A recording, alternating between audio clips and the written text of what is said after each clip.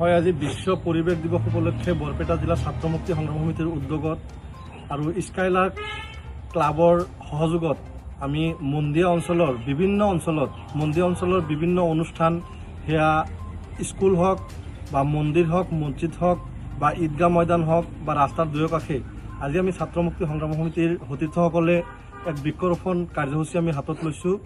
ইতিমধ্যে আমাৰ কাৰ্যসূচী শেষ, প্ৰায় ৩০০ৰো অধিক বৃক্ষ আমি আজি ৰোপণ কৰিলোঁ।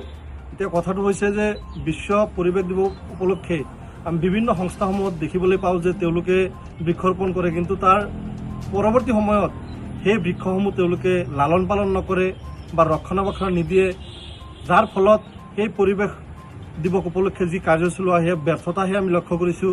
কিন্তু আমি আজি যি ছাত্ৰ মুক্তি সংগ্ৰাম সমিতিয়ে যি কাৰ্যসূচী হাতত লৈছোঁ সেই গছসমূহ আমি সম্পূৰ্ণভাৱে আগন্তুক সময়তো তাক আমি ৰক্ষণাবেক্ষণ দিম বা অনাগত সময়ত আমি পৰিৱেশৰ সুৰক্ষাৰ কাৰণে আমি বিভিন্ন কাৰ্যসূচী হাতত ল'ম বুলি আমি ইতিমধ্যে প্ৰতিজ্ঞাবদ্ধ হৈছোঁ।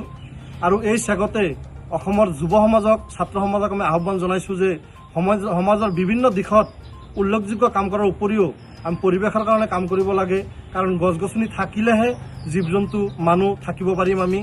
আৰু জানে যে আজি অবৈধভাৱে বিভিন্ন ধৰণৰ আপোনাৰ বনাঞ্চলসমূহ বা ডাঙৰ ডাঙৰ গছসমূহ কটাৰ ফলত বা ধ্বংস কৰাৰ ফলত গোটেই বিশ্বত আজি গ্ল'বেল ৱাৰ্মিঙৰ যি ভয়াৱহতা বৃদ্ধি পাইছে। বিভিন্ন ধৰণৰ ইণ্ডাষ্ট্ৰিসমূহ হোৱাৰ পিছত সেই ইণ্ডাষ্ট্ৰিসমূহৰ পৰা বিভিন্ন ধৰণৰ গোটেই বিশ্বত আপোনালোকে চাইছে যে আগৰ যি পৰিৱেশ আছিল আজি তাৰ উষ্ণতা যথেষ্টখিনি বৃদ্ধি পাইছে। আৰু আমি যুৱ প্ৰজন্ম আৰু ছাত্ৰ সমাজে যদি পৰিৱেশৰ কাৰণে যদি কাম নকৰোঁ নিশ্চিতভাৱে আমাৰ ভৱিষ্যত প্ৰজন্ম এক ভয়ংকৰ পৰিৱেশত তেওঁলোকে থাকিব লাগিব।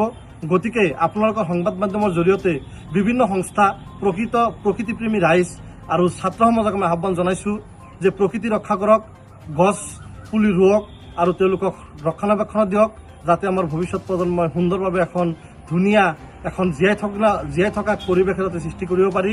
আৰু এই জগতে আমাৰ লগত সহযোগ কৰা আমাৰ ছাত্ৰ মুক্তি সংগ্ৰাম সমিতিৰ সতীৰ্থসকল, আমাৰ ৰাইজৰ দলৰ কেন্দ্ৰীয় সমিতিৰ সাধাৰণ সম্পাদক হুছেইন মহম্মদ শ্বাহজাহান ডাঙৰীয়া বা আমাৰ এই অঞ্চলৰ ছাত্ৰ মুক্তি সতীৰ্থসকল বা এই স্কাইলাৰ্ক ক্লাবৰ সতীৰ্থসকল সকলোৱে আমাক সহযোগ কৰি আজি এই যি পৰিৱেশ দিৱসৰ যি কাৰ্যসূচী পালন কৰাত যিসকলে আমাক সহযোগ কৰিছে তেওঁলোকক অন্তৰৰ পৰা আমি ধন্যবাদ জ্ঞাপন কৰিছোঁ।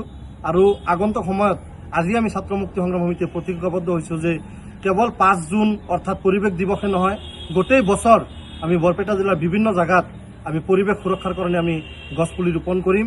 আৰু এইখিনি প্ৰতিজ্ঞাবদ্ধ আমি আজি ইয়াত হৈছোঁ।